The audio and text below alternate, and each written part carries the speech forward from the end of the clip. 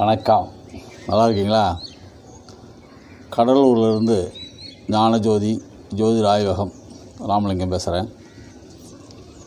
இந்தியாவிலேயே பரிகாரம் சொல்லாமல் பலன் சொல்லும் ஒரே இடம் ஞானஜோதி ஜோதிட ஆய்வகம். இங்கு திருமண பொருத்தம் பார்க்கப்படுகிறது, ஜாதகம் பார்க்கப்படுகிறது, எண்கணித முறைப்படி பெயர் வைக்கப்படுகிறது. குறிப்பாக இங்கு ஜோதிடம் கற்றுக் கொடுக்கப்படுகிறது. ஆண் பெண் இருவருக்கும் வயது வரம்பின்றி ஆர்வம் உள்ளவர்கள் கற்றுக்கொள்ளலாம். ஒரு 9 மாதங்களில் உங்களை ஒரு முழுமையான ஜோதிடராக ஆக்க முடியும். ஆனால் ஜோதிடத்தில் ஆர்வம் இருக்க வேண்டும். சரி, இன்று ஒரு தலைப்பை பற்றி பேசப் போகிறேன். என்னவென்றால், குலதெய்வ வழிபாடு. குலதெய்வ வழிபாடு என்றால் என்ன? அது நாம் கடைபிடிக்க வேண்டிய ஒன்றா என்று பார்க்க போகிறோம். அதாவது, தொன்று தொட்டு நம் முன்னோர்களால் பாரம்பரியமாக வழிபடும் முறை குலதெய்வ வழிபாடு. அந்த காலத்தில் ஆலயங்கள் மிக மிக குறைவு. ராஜாக்களால் ஒரு பிரசித்தி பெற்ற நகரங்களிலும் பிரசித்தி பெற்ற ஊர்களிலும் திருத்தலங்களாக சில சிவபெருமான் கோவில், பெருமாள் கோவில், முருகர் கோவில் போன்ற குறிப்பிட்ட ஊர்களில் மட்டுமே ஆலயங்கள் இருக்கும். கோவில் இல்லாத ஊரில் குடியிருக்க வேண்டாம் என்று சொல்வார்கள். இந்த சூழ்நிலையில் எல்லா கிராமங்களிலும் கோயில் அரிதாக இருந்தது.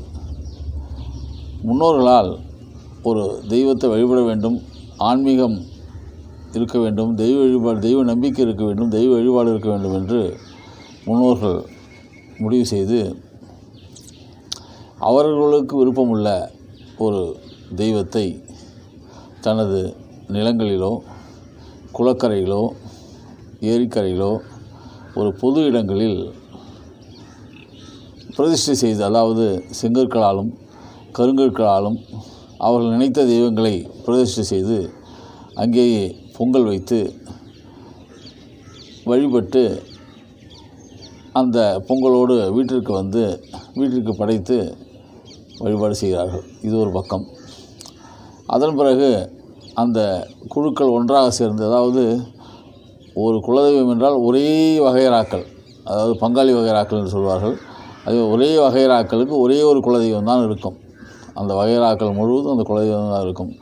அவர் அது மாதிரி வகையறாக்கள் அதிகமாகும் பொழுது என்ன ஆச்சுன்னு கேட்டிங்கன்னா, ஒரு ஊரில் அந்த குலதெய்வத்திற்கு ஒரு ஆலயம் எழுப்பி இது குலதெய்வ கோவில் என்று முடிவு செய்து அப்புறம் கோவில் கட்டி ஆலயம் செய்து வழிபட ஆரம்பித்தார்கள்.